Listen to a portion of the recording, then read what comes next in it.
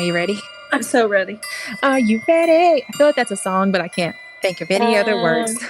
I mean, I know there's one on Nightmare Before Christmas, but it doesn't exactly go like that. I'm not sure that what I just sang is anything. It is now. Hello, guys. This is the Witches, Magic, Murder, and Mystery podcast. And I am Kara. And I am Megan. And if we sound a little different, that's because we are recording remotely. It's Friday, and I have a story. So exciting. It's wild, too. So someone actually had emailed this one to us forever ago. And I finally, in trying to come up with whatever I was going to talk about today, I was like looking and looking and looking. That's kind of how it works, you guys. You guys send us stories, and we don't cover them in order. We just sort of cover them as we get in the mood for certain things. Exactly. It's Mary that sent us this one. Mary, who on TikTok tagged me in just the greatest videos. She emailed us, and all she said in the email was all capital letters, Paula Jean Weldon. And then she said, seriously, y'all need to cover this one. I've had this on my mind for over a year now. Oh, wow. Okay. And she sent that email to us over a year ago. So now it's been 2 years. I was going to say, now you've got it on your mind for 2 years. Hopefully we just refreshed your memory. Yes. It's one of these things that when I started looking into it, I just Googled her name and it led to so much more. And so we're going to talk about it today. Okay. A little rabbit hole. Okay. These days, Glastonbury is a ghost town located inside Bennington County, Vermont. But it wasn't always that way. Back in 1761, a man named Benning Wentworth drew the boundaries of the new town on a map, even though he'd never even been there. He just looked at the map and was like, said, this looks good. Here's what we're doing. That reminds me, real quick aside, you know the Donner Party? Oh, God, yeah. Okay. I did not know this until I listened to a podcast about it. It was that Stuff You Should Know podcast that I mention all the time to you guys. Yeah. So the Donner Party, they were looking at their route that they were going to take to get to California. And, you know, it was back in the whole covered wagon time. Then it took like several weeks to get across the country.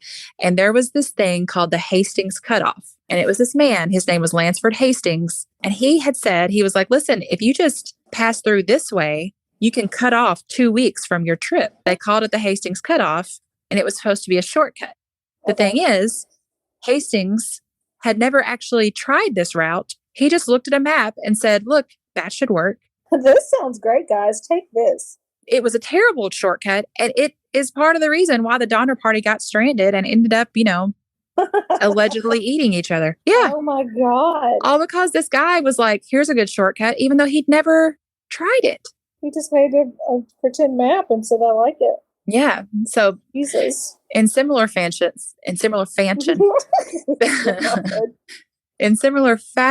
Benning Wentworth here, he maybe should have taken a look at the area that he was designating for this town. Right. Or maybe even traveled it a little. Yeah, because the land was really tough. It was densely wooded and mountainous. Okay. Native Americans refused to set foot on Glastonbury Mountain. The region was home to the Abenaki tribe, which is part of the Algonquin Nation. They believed that their god lived at the top of the mountain and they would bury their dead at the bottom, but they wouldn't set foot on the mountain itself. They believed that it was cursed. And the reason they thought this was because the four winds met there and were in an eternal struggle. So the four winds from each direction seemed to meet at the mountain's peak. And they often change direction without warning. And I feel like some people would read that or hear that and immediately just write it off as folklore or uneducated or something. But if anyone knows the area, it would be the Native Americans. Right, exactly. Another thing the Native Americans in the area believed is that there was an enchanted stone on top of the mountain that could swallow a person whole. What? A person would stand on the rock to look out over the region and they would suddenly be swallowed up whole, never to be heard from again. It just said Trump.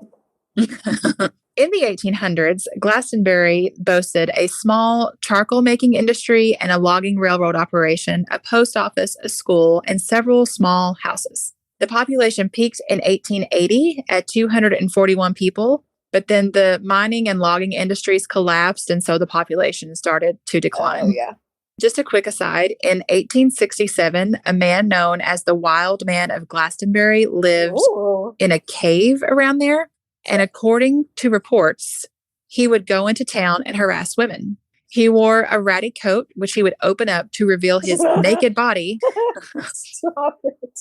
I don't think he has anything to do with this story, period. I just wanted to tell you about him.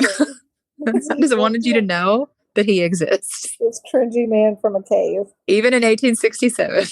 Oh my God. Like I said, the population started to decline. Okay. And another thing that possibly aided in the swift decline of the population were 2 murders that occurred. The first was in 1892. A sawmill worker named Henry McDowell got drunk and bludgeoned a coworker to death with a rock. Oh. He said that he'd heard voices telling him to do it. Stop. He was sent to an insane asylum, but then he escaped and was never seen again. Oh, Mhm. no. The second murder happened 5 years later in 1897. A man named John Harbor went hunting and he didn't come back. And when they found his body, he'd been shot. His fully loaded gun was found next to him and he seemed to have been dragged several yards. Oh, no. His murder remains unsolved. And at this point, seems like it won't be. It's probably not going to get there. It's a very cold case. Okay, so in 1894, since the logging and mining industries were going under, they tried to turn Glastonbury into a tourist destination with hotels and casinos, and the railroad was They just fitted said, with... let's take advantage of this. Yeah, they're like, we have this town here. People want to come to the mountains. They had like fancy trolley cars made for the railroad, and it was open for 1 season. And then in 1897, a huge flood destroyed most of the railway, aided by the soil erosion that was caused by all the logging. Oh. So at that point, everybody just gave up. People were just like, no, we don't want to do this anymore. This place isn't happening. So the residents left quickly, and by 1937, the town was officially unincorporated due to its extremely small population. Gotcha. As of 2018, there were only 8 people living there. And I want to know why. I want to be like, who are you? And what is keeping them there? Why are you here? Right. I mean, maybe they're just like, you know how me and you are like, we want to go live in the woods like Baba Yaga. Yeah, Maybe that's what they're doing. Maybe. Okay, so today, the greater Glastonbury area is mostly untouched, pristine wilderness, and is considered remote even by Vermont standards. Oh. The area of southwestern Vermont where Glastonbury is has been dubbed the Bennington Triangle, which is a nod to the Bermuda Triangle. Right. Paranormal Arthur, nope. Paranormal. Yeah, his name is not Arthur. Paranormal author Joseph A. Citro is the one who started calling it the Bennington Triangle in 1992. Oh, okay. The Bennington Triangle centers around Glastonbury Mountain and the Green Mountain National Forest, including the towns surrounding it like Bennington, Woodford, Shaftesbury, and Somerset. There have been as many as 40 disappearances in the area throughout the years. Oh. The majority on or near Glastonbury Mountain. No thanks. But there's a string of disappearances that took place in the 40s that is usually what gets talked about most. And that's what I'm going to tell you about today. Okay. So we're going to start in November 12th, 1945. There's a local hunting guide, 74-year-old Mitty Rivers. Mm. What do you think Mitty is short for? Medieval. It's my baby medieval. This is Middleton. Maybe he was just like the middle child, you know, so everybody's like, who cares what his name is? He's a middle. We'll call him Mitty. Mitty. So Mitty Rivers led a group of 4 hunters up the mountains near Bennington, Vermont. Mitty was an experienced hiker. I mean, he was a hunting guide, so he knew this area. He'd been on the trail several times. On the way back, he kind of got ahead of the group at a spot called Hell Hollow Brook. Oh, Mitty, don't go in there. No. And the next thing they know, Mitty has disappeared. And of course, he's like their guide. So they're like, oh, what do we do? Where is he? What's going on? There was an extensive search. More than 300 firemen, local volunteers, and members of the Army searched. That's more people than what lived there before. No kidding. They searched for him for over a month. And in all that searching, they only found one single piece of evidence. Please tell me it was his shoe. It's a single rifle cartridge. Oh. It was found in a stream. And so they speculated that maybe Mitty had it in his pocket and he like leaned over to get a drink of water and it fell out of his pocket. And I assume that there is some way that they know that rifle cartridge was his. I guess. Because I never saw anything that doubted it. I just wonder how they even know that belonged to him. But anyway, that's it. That's all they found. Huh. No other sign of Mitty. No struggle. No trace of clothing, no equipment, just this one single rifle cartridge. Huh. And he was never seen again. The following year, on December 1st, 1946, 18-year-old Paula Jean Weldon, who Mary has emailed us about and been obsessed with for 2 years now. Paula Jean was a sophomore at Bennington College there in Vermont, and she decided to go for a hike. She headed toward the mountains. She's wearing jeans, white sneakers, and a red coat. It was 50 degrees when she headed out, so she was dressed appropriately for that, but the temperature dropped dramatically that night. It was 9 degrees by the next morning. What? I know. So she wasn't dressed for a particularly long outing, especially not in that kind of weather. So anyway, like I said, she's got this red coat on, which makes her easy to spot. Okay. And several people saw her. They saw her walking towards the woods. One guy reported picking her up and driving her as far as he went toward the woods. So where he dropped her off was about 3 miles from the trail that she wanted to hike. At around 4, another guy and his friends talked to her. She'd asked him about the trail, and he saw her head toward a bridge that led to the trail. And then an elderly couple reported seeing her on the trail itself. She was like 100 yards ahead of them. That's 91 meters, Rachel. I'm calling all of our overseas listeners Rachel now. So that couple said that she turned a corner, and then when they got to that same corner, she was gone. There was no sign of her. No. So like, did Mitty come escort her as her guide? Like what? The thing is, I mean, she was 100 yards ahead of them. So I think in that moment, they didn't exactly know that anything had gone wrong. They just noticed that she wasn't there, but she could have been anywhere, right? Right. So it wasn't until she didn't go back to her dorm that night, and by the next morning when she's still not back, her roommate is like, okay, something's wrong. Yeah, like what the heck? Right. And that's when the elderly couple is like, oh, we saw her, and this is the last place we saw her. Oh, God. So Monday morning, the roommate alerts the campus authorities that Paula's still gone. Paula's father was alerted immediately, and a huge search effort began. Okay. There was a $5,000 reward offered. The FBI came in. More than 1,000 people showed up to help search. And that search even included 5 aircraft and like 100 men from the State Guard. Oh, so wow. A lot of people. Yeah. In the meantime, people start reporting sightings. There's a local cab driver who said he had taken someone who resembled Paula to a bus station Sunday afternoon. Okay. But then none of the clerks at the bus station recognized her photo. Gotcha. A waitress at a local diner said that she served a girl matching Paula's description Sunday night. She said the girl was with a guy who seemed drunk, and she'd even asked the waitress for directions to Bennington.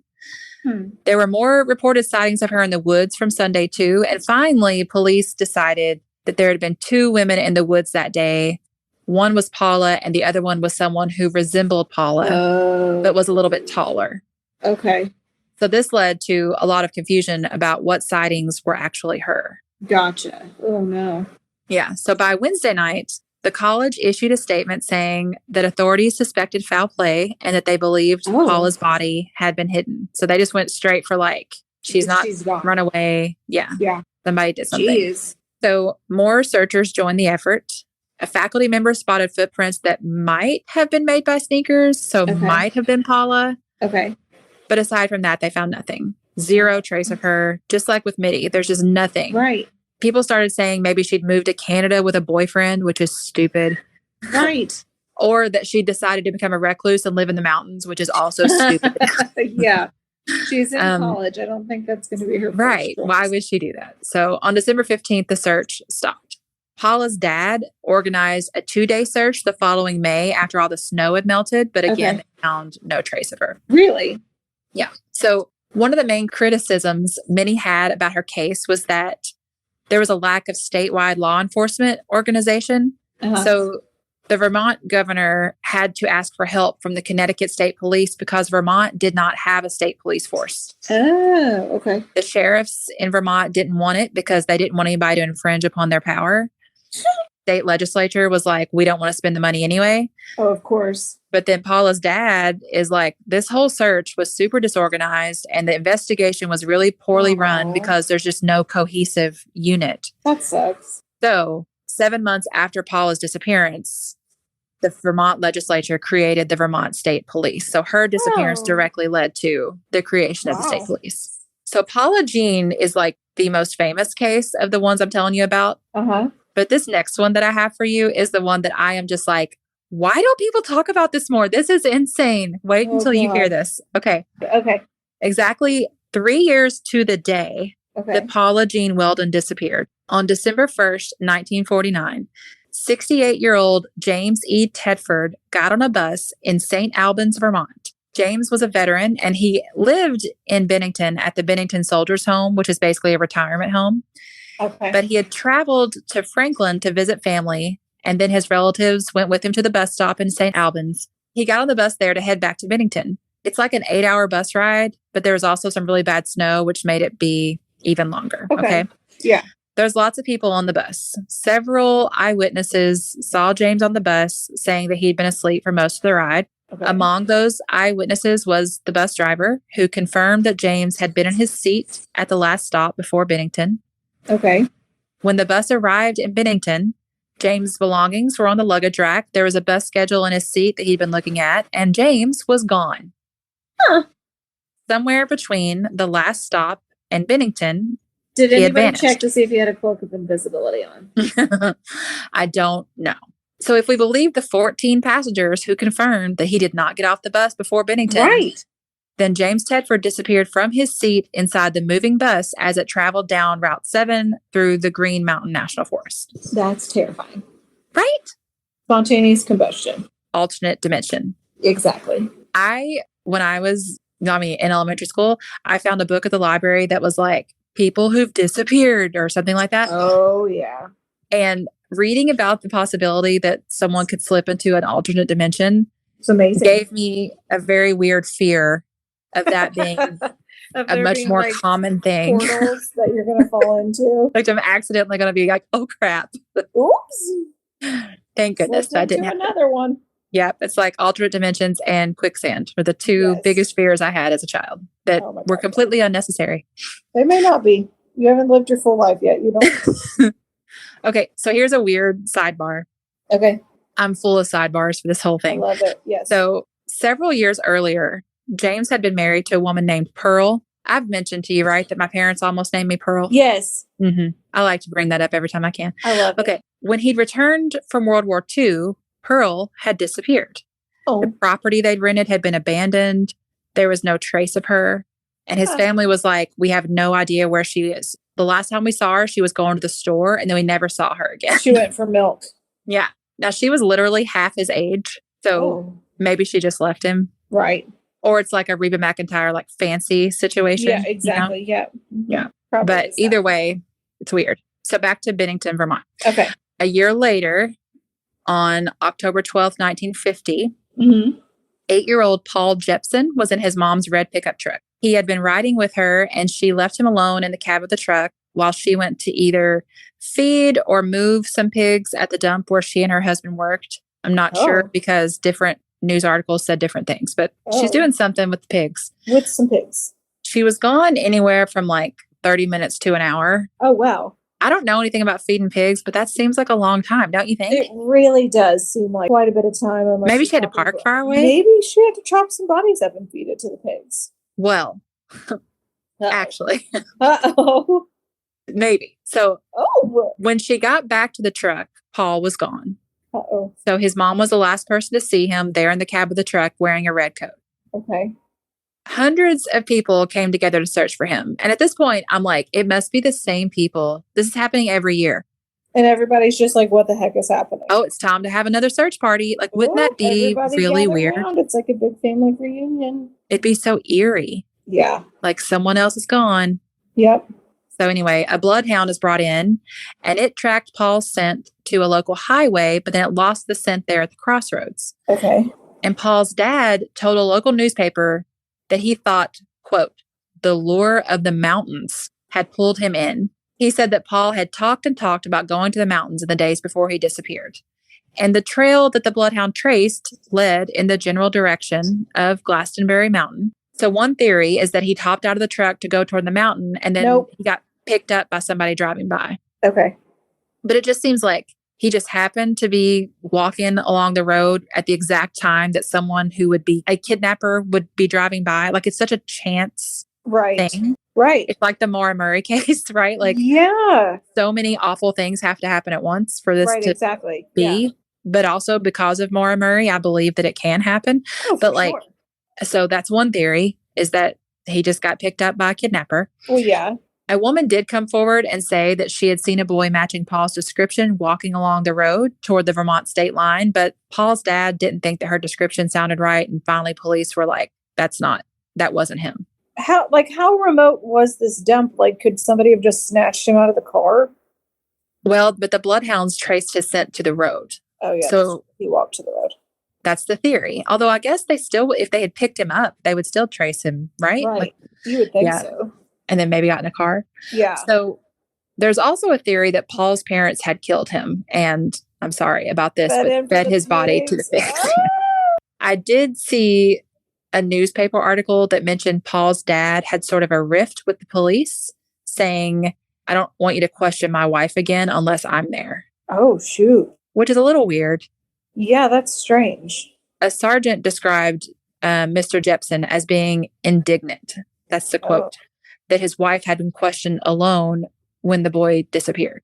So I feel like that's one of those things that could mean nothing, or it could mean something. Like, it could just be that it's like really upsetting and he doesn't want her to have to go through that. Stress her out even more than she already is. Yeah. Or it could be that he's like, I need to control everything she says. Exactly. Like, she doesn't need to say anything to you without me present.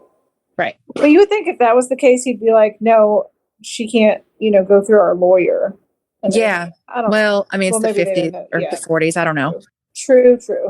I tried to find more info on like his parents because of the whole thing where people were like, well, maybe they killed him. And I was like, well, I mean, why? Like, is that something people are saying because they have a reason to, or just whatever? So I found a few newspaper clippings, but I couldn't find anything more than what I already told you. Okay. But in one of the newspaper articles about searching for Paul, there was a note that was like, and another little boy who'd gone missing after a scolding from his mom was found yesterday. That's like King Curtis running away to his grandparents' house to eat an abundance of chicken nuggets and make a dramatic return. It was like this little 11-year-old boy who'd gotten in trouble, so he'd ran away. And the article said he left home with an air gun, an army blanket, a change of clothes, and 6 donuts. Oh, wow. 6 Sweet little thing. Honey, go home. Baby. Speaking of old newspaper articles, there was one headline that said, Vermont aroused by people lost in the woods. Jesus Christ. I mean, people talk differently and different words are used more commonly now, but like aroused just seems like such a strange word to use in that sentence. Vermont was aroused. Does not sound appropriate. No. On that topic, let me give you one more sidebar because it's real good. Where I grew up, the newspaper there is a guy who was he just liked to stir the pot a little bit, and he would write these really annoyed, he was always mad about something. Oh my God, he would write letters to the editor, right? Oh my God. He used the letters to the editor as if it were Facebook. Oh so, my God, so whatever he was mad about, I got to the point that like when I would go to my parents' house, I would always go straight to the paper and look because I just needed to know what ridiculous thing he was mad about now. Oh, and I can't remember what it was that he was mad about, but he had quoted someone, and in the letter to the editor, he puts what the guy said, but instead of saying the word said, he used the word ejaculated. Huh? He substituted said, which is a perfectly normal word. Yep. And said ejaculated instead. And I was like, that was such a purposeful choice. Like, he's trying to upset people. Exactly. Ew. I mean, you could say said or shouted or whatever. Yeah, but you said ejaculated, sir. Sir. Okay. Kara, I really need you to stop getting off topic, okay? I'm so sorry. So sorry. Okay. The next one. 16 days after Paul Jefferson disappeared, 53-year-old Frida Langer and her cousin Herbert Elsner were camping with family near the Somerset Reservoir, which is there around the mountain. Okay. It was October 28th, 1950, and they decided to go for a hike. So while they're hiking, Frida slips and falls into a stream. Oh, no. And she's like, Herbert, you wait here. I'm going to run back and change clothes real quick. That way she won't be wet anymore. And then I'll come back and we can keep hiking. And he's like, sweet. So sounds great. I'm going to let you wander the woods back to the vehicle by yourself. Totally fine. Totally cool. Love this plan. So she turns back to go to the campsite and he never sees her again. Oh. After a while, Herbert's like, I don't know where she is. And he goes back to the campsite and the rest of the family's like, no, we haven't seen her. She hasn't been back here at all. Oh, geez. So she'd never even made it back there after leaving him. Major searches were conducted over the next 2 weeks. There were helicopters from the Connecticut Coast Guard and the U.S. Army and local aircraft from the Vermont Aeronautics Commission. Up to 400 searchers, including the Massachusetts National Guard, but nothing was found. What on earth? I know. This one's a little different, though, because they do end up getting some closure on this one. Okay. On May 12th, 1951, so it's about 7 months later, Frida's body was found about 3.5 miles. That's 5.5 kilometers, Rach, from the campsite. It's in the East Branch of the Deerfield River. But they weren't able to determine the cause of death because of the condition of her body. Oh. Some articles said the area had been searched extensively before, so it was weird that she suddenly showed up there. Right. But then other articles were like, the area had only been lightly searched. So I don't know what to make of that. So those are the 5 main disappearances that show up in just about every article that you read about the Bennington Triangle. That's wild. But there are a couple others that show up here and there. So just to briefly mention those. In 1943, so generally they're like, these Bennington Triangle disappearances were from 1945 to 1950. Okay. So this one, maybe that's why it's not usually included because it's a couple years before. But Carl Herrick was out hunting with his cousin Henry northeast of Glastonbury Mountain when they got separated. After a while, when Henry couldn't find Carl at all, he called the authorities. Now, it took a few days, but they did finally find Carl's body. Oh, okay. Now, here's the part that I cannot understand. Oh, no. An autopsy was performed, and they decided that his cause of death was squeezing. His ribs had punctured his lung because he had been squeezed to death. And his gun was laying nearby. Near there? I'm thinking like snakes from the Jungle Book. Right, me too. So I'm so glad that was your first thought, but hang on. So his gun was laying nearby and no bullets had been fired. Okay. So just like you, I'm like, death by squeezing. What the crap? So the first thing I thought of was a boa constrictor. Exactly. A more logical first thought, Kara, would have been a bear. Just so, right? Oh. Right. We're in the forest. Hug him to death? Well, first off, I did Google to be sure. There are no boa constrictors in Vermont. There are some in Florida, however, which is just one reason to not go to Florida. Stray ones, though. Well, there is a thing where like people have had pet boa constrictors and they might get loose, but I don't know if the people in the 40s and 50s have pet boa constrictors. Like me setting goldfish free in the creek when I was little. Like, it's practically the same thing, except goldfish aren't deadly. Hugged somebody to death. I don't know. The other thing is, apparently, some people think that when a bear attacks you, it stands up on its hind legs and grabs you and squeezes you. But that's not true. The bear will stand up on its hind legs, but then it just like strikes you with its front paws. Right. It's just going to beat the shit out of you. So I did quite a bit of Googling and still came up with nothing as far as like, how was he squeezed to death? And the thing is, no article I read about this, they just were like, and this cause of death was squeezing, and they moved right along. And I'm just like, why is nobody else saying it? Somebody tell us more. If you live in Vermont and death by squeezing is like a common occurrence, can you just email us? Because this is going to bother me for a long time. Tell us more. I need to understand it. Okay. In 1948, a man reported his wife, 26-year-old Betty Fraser, missing. Apparently, she had been, quote, acting wild. Oh, man. Betty had gone out to a bar and she had failed to make it back home on foot. I don't know why she was traveling on foot. She done gone wild.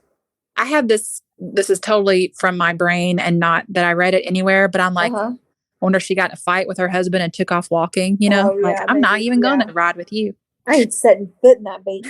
That may not be true. Her husband may never have been at the bar with her. I don't know. But a bartender was initially implicated, but he had a solid alibi. And she was last spotted by a neighbor who saw her walking unsteadily along, poor girl, along Highway She had 30. been wild. And this was like in the general direction of Bennington.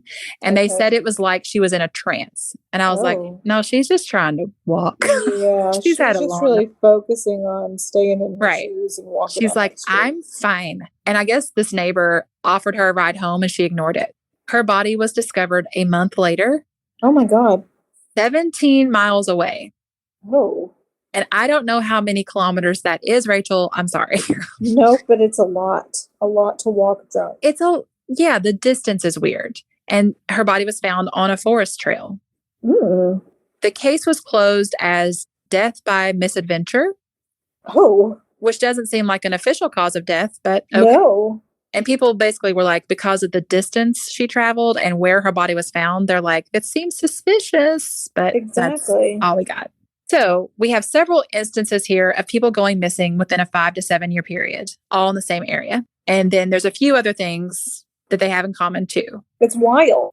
All the disappearances happened in the last quarter of the year. Okay. And they all happened in the later part of the day or evening. Did anybody look for fairy circles? I saw zero mention of fairy circles. Huh. Okay. If we want to get really technical, Paula and Paul were both wearing red jackets. Okay. And also their names sound alike, which probably doesn't mean anything, but no, for sure. At this point, I'm just not going to rule anything out. Yep.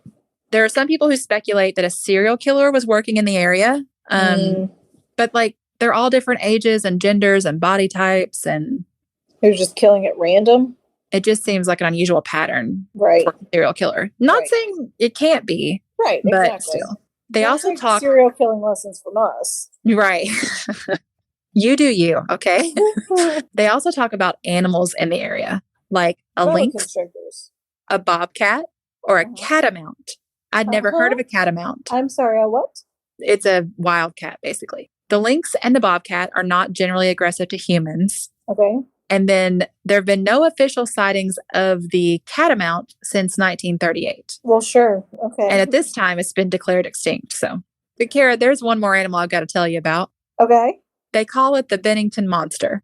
This story, I mean, I swear it's like every which way you turn, it's got something new. The first sighting of this creature was back in the stagecoach days of the early 19th century. Amazing. One of the main roads through Green Mountain National Forest had been washed out during a heavy storm, and so a stagecoach was forced to stop. The driver got out. A lot like Beauty and the Beast. Oh, exactly. Yeah. But the Beast is different. Okay. So the driver gets out and was inspecting the road, and he sees some strange footprints that are just way too big to be human. And that's when a large creature, well over 6 feet tall, it walked upright. It had glowing eyes and black fur. Okay. It jumped out and rushed the stagecoach. Oh. It knocked the carriage on its side and then fled into the woods with a roar. No one was hurt. I'm sorry. It's just like, get out of here. So that's obviously Bigfoot, right? Yeah. I mean, well, yeah, for sure. He's like, you're in my territory. Right. Get out of here. Get out of here. For what it's worth, remember the Abenaki tribe I talked about at the beginning? Yeah. They also told stories of large, hairy, half-man, half-animal creatures who lived in the area and threatened those who lived there. Oh, amazing. Right. Still, I feel like if there was any kind of animal involved, we'd see evidence like torn clothes. Well, Bigfoot didn't care about that. Or torn people. He does like to give hugs. I don't know. Because Bigfoot just casually knocked over a stagecoach and ran off.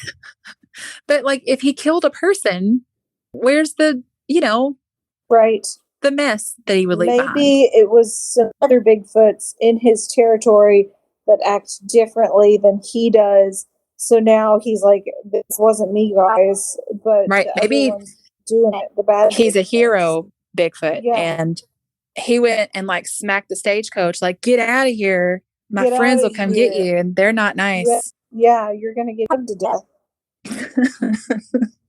Okay, so there's also talk, Kara, of UFOs. That's it. This is it.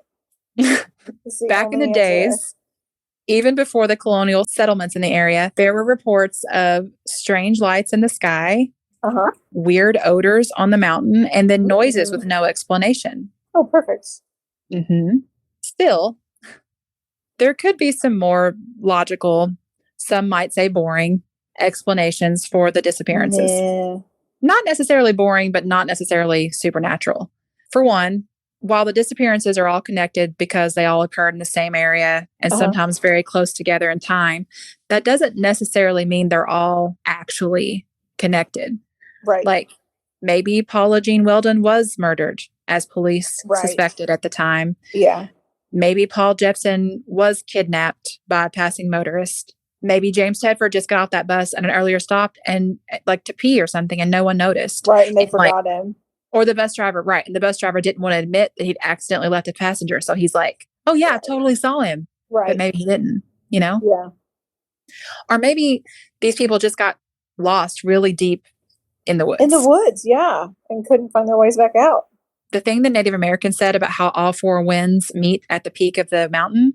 Yeah. That's a real thing. The Glastonbury Mountain has no consistent wind pattern. The winds change so erratically that the weather changes suddenly. And the winds also cause plants to grow at odd angles because they're it's like crosswinds coming from both directions. Yeah. And that can make it difficult for hikers to navigate the mountain. Oh, they get disoriented. Yes. In 2008, there's an experienced hiker named Robert Singley, and he got lost on Glastonbury Mountain, even though he took a trail that he knew really well. Oh. On his way back down, the trail didn't lead where it was supposed to, and he walked like 5 miles before he was like, I should have been at my car by now. Oh, geez. And then a heavy fog rolled in, and it became too dark. And he managed, he found a spot by a tree, he started a fire, and he just stayed huddled there by the fire all night. Oh, gosh. And then in the morning, the fog rolled out, and he could see that he was on the other side of the ridge from his car, and so he got out, and it was fine. Oh, geez. But it was just shows how, easily, he knew the trail, he knew the area. Yeah. And he still got disoriented. Oh, man. And in 2015, there's this hiker named Chad Abramovich. Uh-huh. He runs a website called Obscure Vermont. And he went on a hike to Glastonbury Mountain with some friends. When they were up there in the mountain, there was a sudden change in the weather. It had been really sunny, but then all of a sudden there's this torrential thunderstorm out of nowhere. And they got stranded for a while because it was just raining so hard. And then finally they escaped the rain. But when they got back down the mountain, everything was sunny and completely dry. Okay. And the people around were like, yeah, there's no thunderstorm. I can't believe that a thunderstorm like what you're describing passed through and we didn't see it. Yeah. But he did say that freak thunderstorms aren't all that rare in New England. I mean, I've seen that happen here too. Right. His post about his adventure also mentioned that even today, hunters will tell you that because of the disorienting winds, it's very easy to get lost in the woods there. Oh, wow. So if a person got lost and then experienced an extreme weather change, the temperatures on the mountain can drop dramatically. We know that with Paula Jean Weldon, right? It went from the 50 degrees to 9. Right. And all of these disappearances I've talked about happened in the winter part of the year, right? The late part of the year. So what if they experienced hypothermia? There's a thing people do when they have hypothermia. It's a survival instinct known as terminal burrowing, where they find a small remote place to huddle. Yeah. It gets them out of the wind and into enough warmth to slow the process of freezing to death. But unfortunately, usually this instinct kicks in too late and the person ends up dying anyway. Right. But now terrifying. They've burrowed themselves into a small remote place, making it harder to be found. Yeah. A person could easily get lost, get cold, and then hide away in a cave up there and pass away. And then you can't find them. But it still seems like all these possibilities would just leave some trace behind. I know. What? Wouldn't there be bodies? Yeah. I mean, well, now I'm going back to the theory of the rock that eats people. Maybe I have something about that too, actually. First, I wanted to say the area we're talking about, it's this area surrounding Glastonbury Mountain. It has 2 ghost towns, more than 36 square miles of uninhabited land. It's a lot of area to cover. Right. And a lot of densely wooded area. And we're talking about the 40s where they just may not have had the means to search it the way we would now. Yeah. But to get to kind of what you're talking about, the other possibility here is we know it was a mining community. Mm-hmm. And one article I read said the mountainside is littered with unmarked mine shafts. Oh. So if a person were to wander off the trail, they could easily fall in one. Oh my gosh, yeah. And then also, the mountains are also known for having numerous sinkholes, which is a nightmare. Yeah, for sure. And some people think that this is where the Abenaki legend about people being swallowed by a rock came from, because that would make sense. So could some of the missing hikers have fallen into an abandoned mine or a sinkhole? For sure. Like, that would explain how they could be there one minute and gone the next. Yeah. And also why there's no trace of them. Yeah. The last thing I'm going to tell you here. Okay. Just in case you're thinking that unusual deaths on the mountain are a thing of the past. Nope. On September 17th, 2019, the remains of 43-year-old Jessica Hildenbrandt, who is nicknamed Red. Guess why? Why? Because she had red hair, Kara. Oh, Megan. How clever. I mean, I wonder who thought of that. Jeez. Just the creativity. I'm just wow, I can't believe someone would, wow. Wow. No one's ever called me that. Wow. Like nothing. You rarely ever hear that. Nothing makes me more annoyed than when someone calls me red. Okay. Her remains were found in a gravel pit near the Somerset Reservoir. Oh. She had disappeared from New York a few months earlier. Okay. Now, Jessica had a boyfriend who lived in the Bennington area. And on her social media pages, she mentioned a, quote, insane, toxic relationship. Oh, no. Her death was ruled a homicide, and it remains unsolved. This one isn't really all that mysterious. I just wanted to mention it because it makes me mad. It makes me mad that people still get away with murder in this day and age. Exactly. Her remains were discovered in 2019. It took about a year for her remains to be officially identified because they just found like skeletal pieces. Like the first thing they found was a jawbone. I don't know if they actually found her complete remains, but they found enough to be able to identify her. Oh, wow. She was officially identified 2020. Hopefully there's stuff going on behind the scenes in terms of an investigation. From what I can tell, there haven't been any updates since her remains were identified, but that's all I got. Jeez. Right? I mean, is it the craziest story? It's got murder. It's got people who disappear. Right. It's got a guy who vanishes from a moving bus with witnesses around. Yeah. And then there's Bigfoot. And then there's Native American folklore. And I just can't. Mary, thank you for sending this story in. Yeah, that's wild. I lean towards they're not all as connected as you think. Like, I think Mitty and Paula Jean probably fell into a sinkhole or a mine. Right. Yeah, for sure. And the guy, Tedford, probably got off at a bus stop. Yes. Yeah. Yeah. And also, wasn't he older? He was probably just disoriented. And could have been. I mean, but if he had gotten off the bus, like, thinking it was the right stop, then he would have taken his stuff with him, and he didn't. So that's why I'm like, well, maybe he just needed to pee. Like, maybe he just, I think Paul may have been kidnapped or, aliens. I mean, I feel like you can probably explain all of them. I think in looking for a way for all of them to have the same explanation is probably what makes it tough to solve. Right. Right. Yeah. But if you just took each individual case by itself, then it's like, well, here's what's the most likely explanation. Yeah. But it is awful that it's all happening in such a close area to the same community over and over again. Yeah, that's really sad. Yeah. Okay, that's all. Jeez. Just the craziest story. You guys, if you would like to send us anything, you can email us at witchesmagicmurdermystery@gmail.com. And everything is in the show notes too. Yeah, that's the easiest way to do it. We love you so much. Goodbye. Goodbye.